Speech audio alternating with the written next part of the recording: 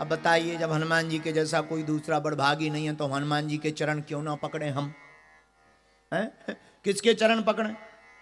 रावण के पकड़े क्या? अरे भाई, हनुमान जी के जैसा कोई दूसरा बड़भागी है ही नहीं तो किसके चरण पकड़े? बोलो, हनुमान जी के क्यों चरण पकड़ना? हम लोग भी बड़े गजब के लोग हैं। गुरु जी के पकड़ लेते हैं चरण और पड़ोसी के पकड़ते हैं आचरण। गुरु जी के पकड़ते चरण, पड़ोसी के पकड़ते आचरण। फिर कहते हनुमान जी मिलते नहीं ठटरी के बरे न कटा। हनुमान जी को पाना है तो गुरुदेव के पकड़ो आचरण और हनुमान जी के पकड़ो चरण, तुम्हारा काम हो जाएगा। हम लोग उल्टा करते हैं, हम लोग चरण पकड़ते हैं गुरु जी के और आचरण पकड़ते हैं लोगाई के। वे कहते हैं कल्याण नहीं होता, बोलो सीताराम। सिडनी वाले तो महान होते हैं, आप लोगों की बात नहीं बोल रहा, ये तो हम वेस्ट इंडीज की बता रहे हैं, क्योंकि अभी दूर दूर तक हमें वहां जाना भी नहीं है। लेकिन प्रियजनों, ये विनोद की बात अलग है, पर सच यही है। अभी कुछ देर पहले हरिद्वार वाले निरंजन स्वामी जी बोल रहे थे, महाराज जी ऐसा कर रहे, फिर पूज्य राम जी महाराज जी बोल रहे थे ऐसा कर रहे, सहयोग करो, ये करो। बुरा ना मानना, हम बहुत स्पष्टवादी और बहुत विचित्र आदमी हैं। स्पष्टवादी भी हैं, विचित्र आदमी भी हैं। विचित्र इसलिए हैं क्योंकि हमारी नजर में धर्म धंधा नहीं है।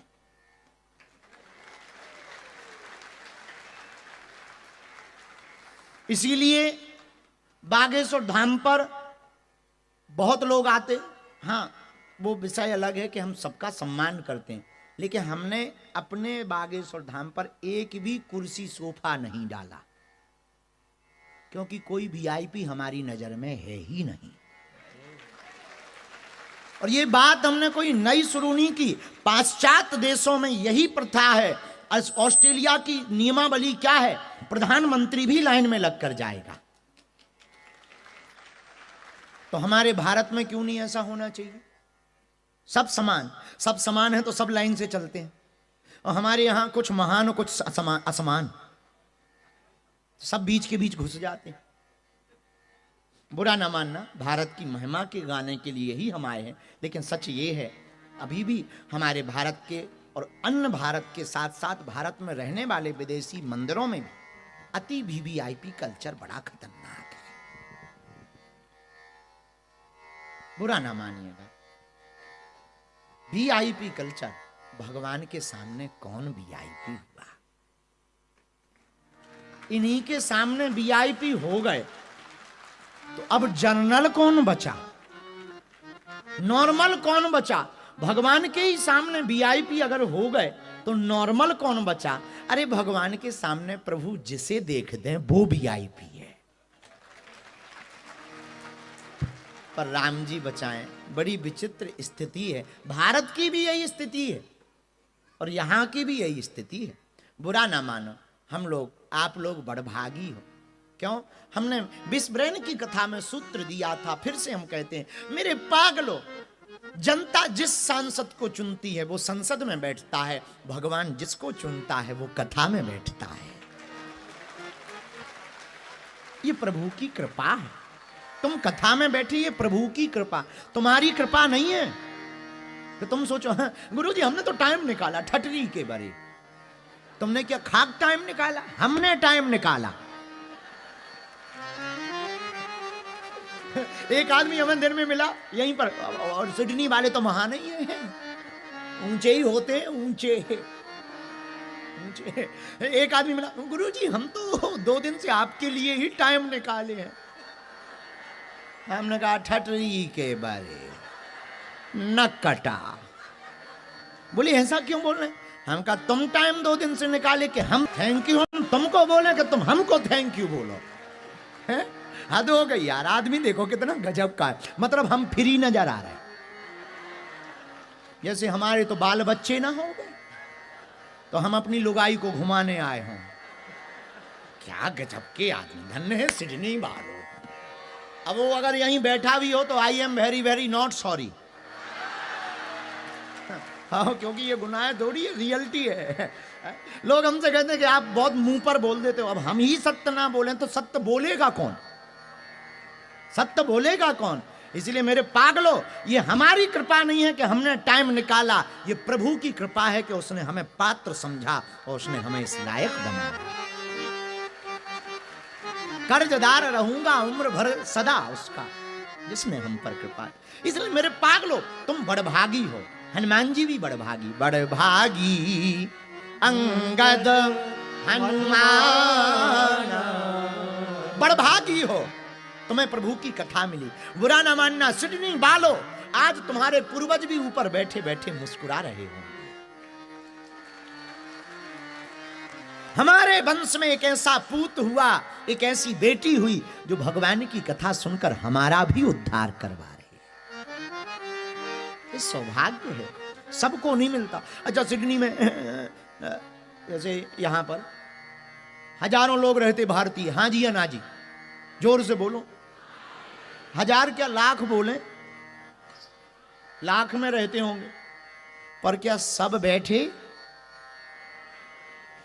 क्योंकि सबको टिकट नहीं मिली।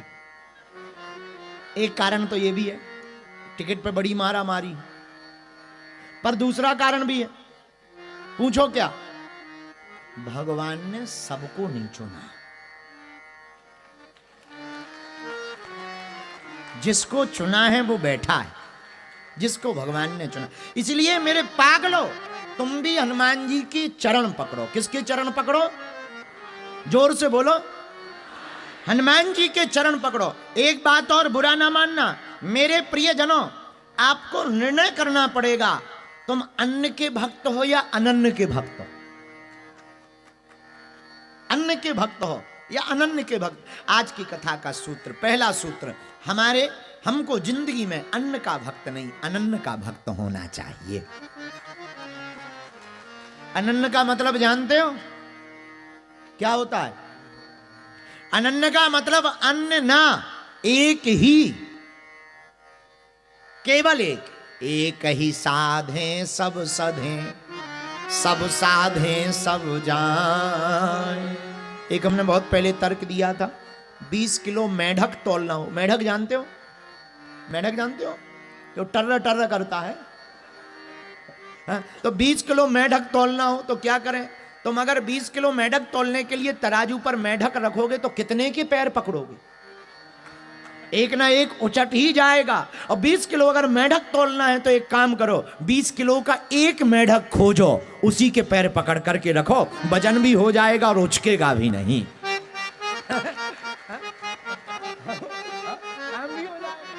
अब तुम अनेक क्या रखोगे? उसी प्रकार अनेक भक्ति करने की बजाय अनन्यांश चिंतयन्तो माम ये जना पर्युपास्ते, अन्न को छोड़ करके केवल अनन्न की भक्ति करनी चाहिए। अनन्न कौन? एक ही साधे सब सधे, सब साधे सब जाएं। एक के चरण को पकड़ लिया, बाकी का काम उन्हीं का हो जाएगा। ऐसे समझो। 20 डॉक्टरों को तुम अपना पिंपल दिखवाओ, पिंपल हो गया, कोई कहेगा ऑपरेशन कर दो, कोई कहेगा चीरा मार दो, कोई कहेगा क्रीम लगा लो, कोई कहेगा दवा खा लो। पता लगे पिंपल भी कैंसर बन जाएगा।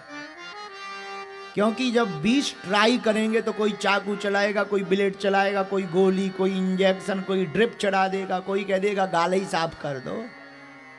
20 को दिखाओगे तो 20 तरीके के उपाय बताएंगे, एक को दिखाओगे तो वो पर्याप्त उपाय जाएगा, भले ही ठीक ना हो पर बिगड़ेगा तो नहीं। ज्यादा बिगड़ने से तो बच जाएगा। उसी प्रकार अनेक को पकड़ोगे तो तुम किसे किसे संभालोगे? एक को पकड़ोगे तो वो सबको संभाल लेंगे। इसलिए हमको अनन्य की भक्ति करनी है। किसकी?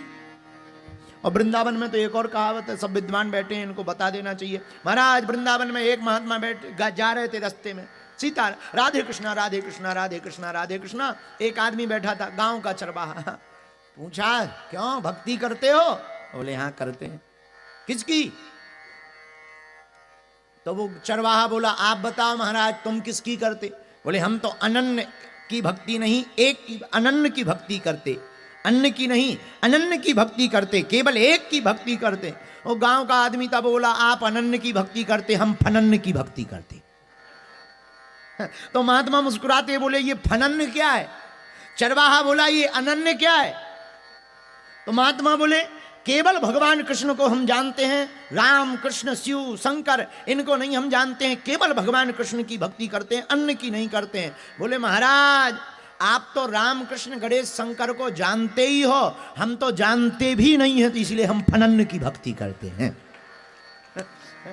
तो ये बातें, इसका मतलब ये नहीं है कि तुम राम को छोटा, शिव को छोटा, गणेश को छोटा, हम कहना ये चाह रहे मानो एक को, पर सब में दर्शन अपने वाले के ही करो। सब में दर्शन अपने वाले के करो। अपने ही घनश्याम खड़े हैं, अपने ही रघुनाथ जी खड़े हैं, अपने ही हनुमान जी खड़े हुए हैं। बुरा न मानना मेरे पागलो, बिंब अनेक है पर प्रतिबिंब एक है। प्रतिबिंब अनेक हैं पर व्यक्ति एक, अनेक नहीं है, एक है। ऐसे समझो, चांद की चांदनी छिटक रही हो, पूर्णिमा का चांद हो, चांद की चांदनी छिटक रही हो, तुम तालाब में देखोगे तो चांद बना दिखेगा, नदी में देखोगे चांद बना दिखेगा, घड़ा को भरकर रख दोगे चांद बना दिखेगा। अच्छा, इसका मतलब ये नहीं है कि इतने चांद हैं, चांद एक ही है पर प्रतिबिंब सब में है। उसी प्रकार भगवान एक ही है पर झलकता सब में दिखाई देता है। उसके रूप अनेक हैं पर है वो एक। इसलिए एक ही साधे सब सधे, सब साधे सब जाए।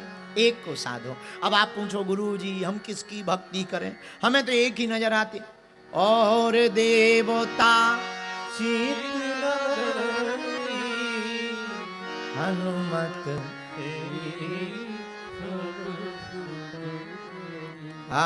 हनुमत। इसलिए हमको अनन्य की भक्ति करनी चाहिए। किसकी भक्ति?